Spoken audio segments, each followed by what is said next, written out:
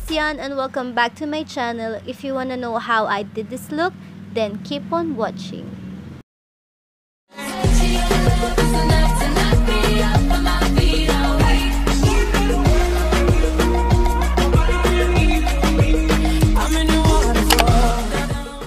Let's start by priming the skin. I'm using the ordinary High-Spreadability Fluid Primer, and I'm just putting it all over my face.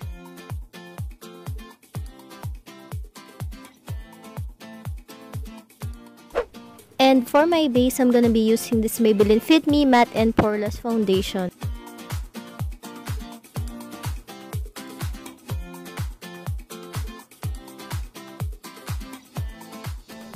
And I'm just gonna use a dump sponge to blend it, just because nagiging streaky yung foundation ko whenever I'm using a brush.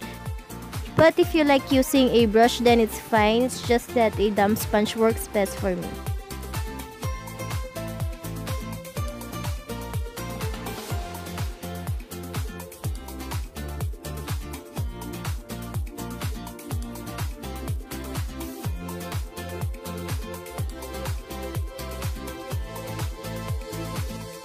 Next, to conceal and highlight, I'm gonna be using this Maybelline Fit Me Concealer.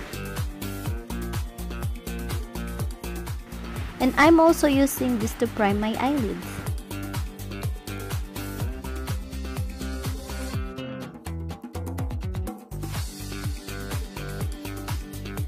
And again, I'm gonna use a dump sponge to blend it.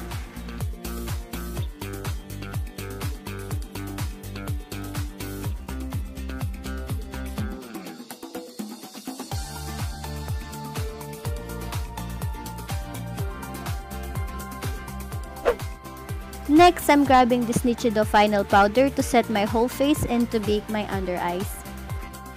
Also, make sure na walang creases yung under eyes nyo before nyo siya iset para hindi maging cakey.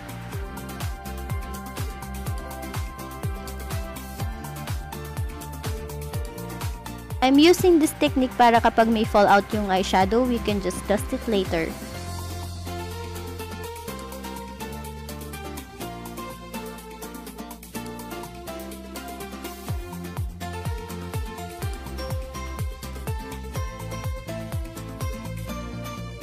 And now let's proceed with the fun part, which is the eyeshadow, and I'm gonna be using this Modern Renaissance palette. The first shade that I used was the Golden Ochre, and it will serve as my transition color. And as you can see, I'm just focusing it on my crease.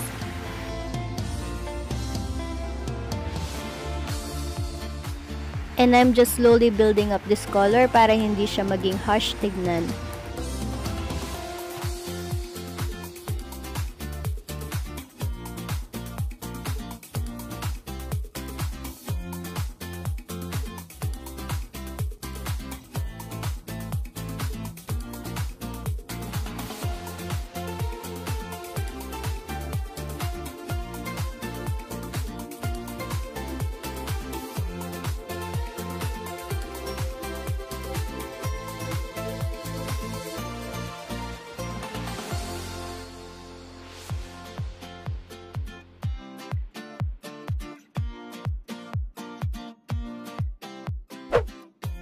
Next shade is Raw Sienna, and ifo-focus ko lang siya lower than my transition color. I'm making my crease and outer V more defined using this shade kasi medyo darker siya ng konti dun sa transition color na ginamit ko. As you can see, mas pinapak ko siya sa outer V, and then I'm blending it using a windshield wiper motion.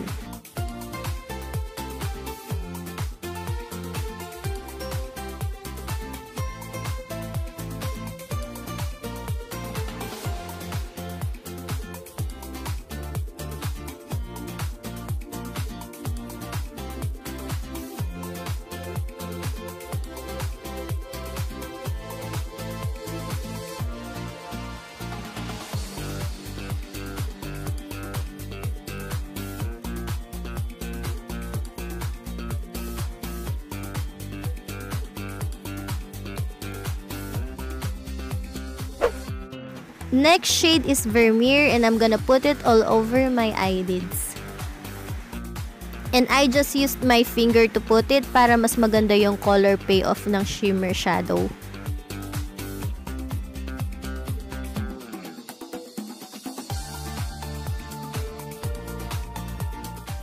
Now, I'm just using a brush dun sa part ng crease.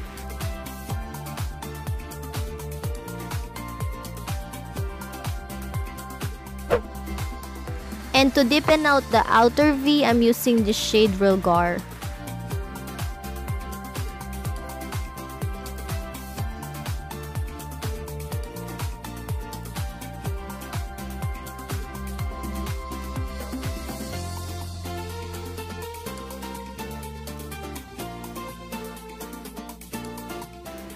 And medyo dinidrag ko siya sa crease pag wala ng product yung brush para mas define lalo yung crease.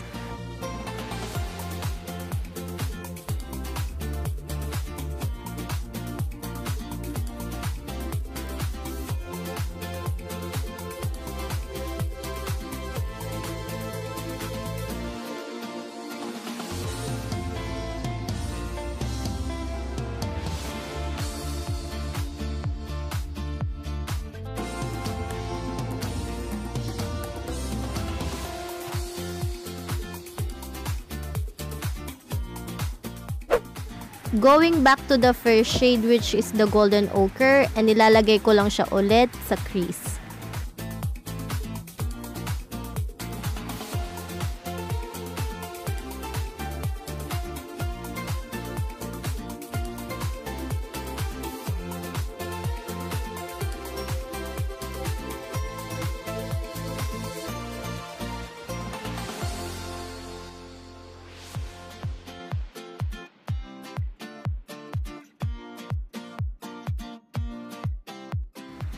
And then, nilagay ko lang ulit yung shade na Vermeer, which is the shimmer shadow, kasi nag-fade na siya dahil sa kaka-blend.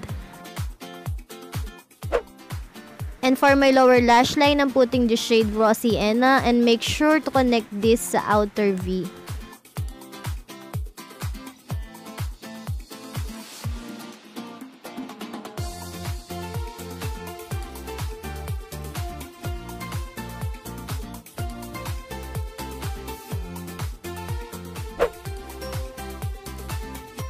Next shade is Vulgar, and I'm focusing it to the outer V.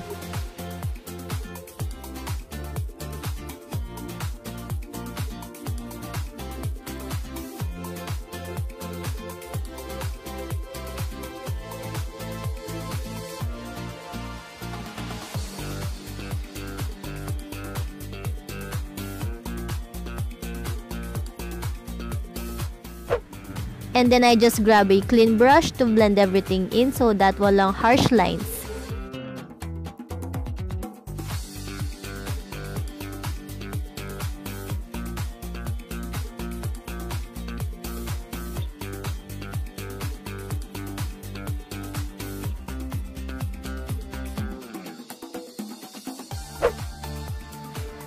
Next, to highlight my brow bone and inner corner, I'm using the shade Vermeer.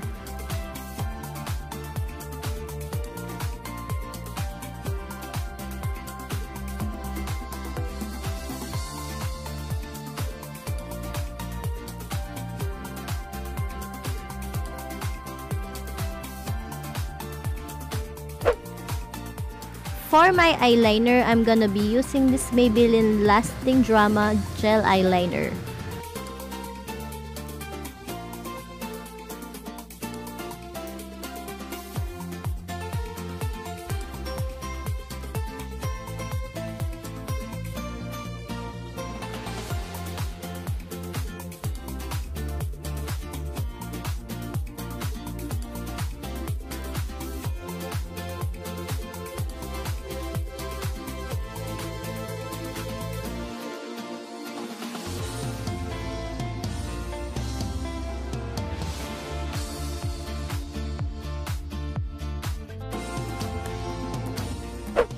I'm gonna put some falsies and I'll be right back. Tada! And now we're officially done with the eyes. And now let's dust away the bake.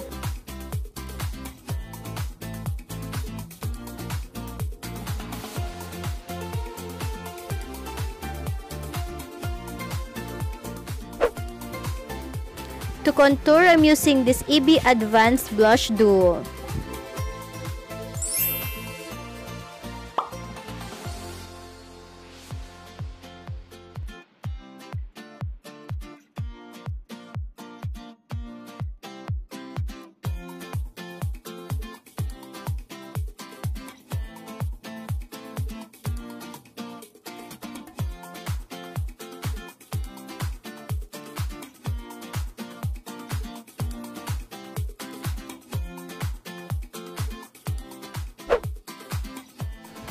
For my blush, I'm using this Everbileno Cheek Color in Fig.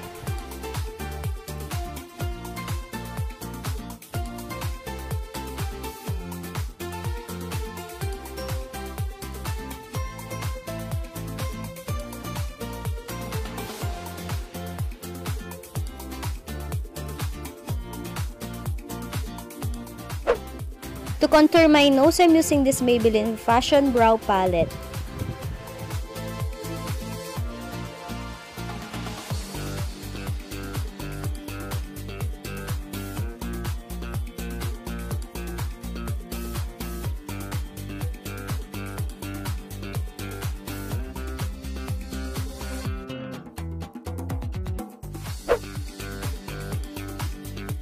And now to my favorite part, which is the highlighter, and I'm using this Maybelline Master Chrome highlighter in the shade Molten Gold, and as you can see, it's blinding.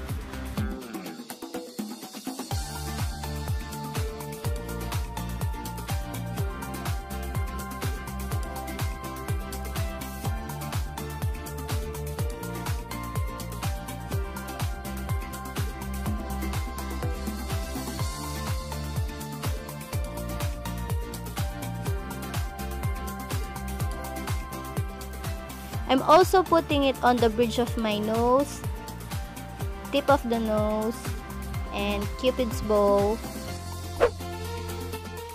And to line my lips, I'm using this Essence lip liner. I'm not sure kung anong shade to, but I'm gonna put it in the description box.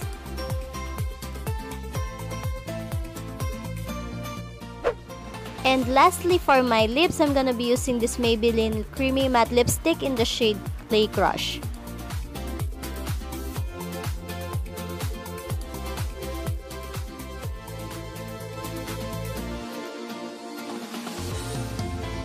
So, this is the final look, and aayusin ko lang yung buhok ko, and I'll be right back.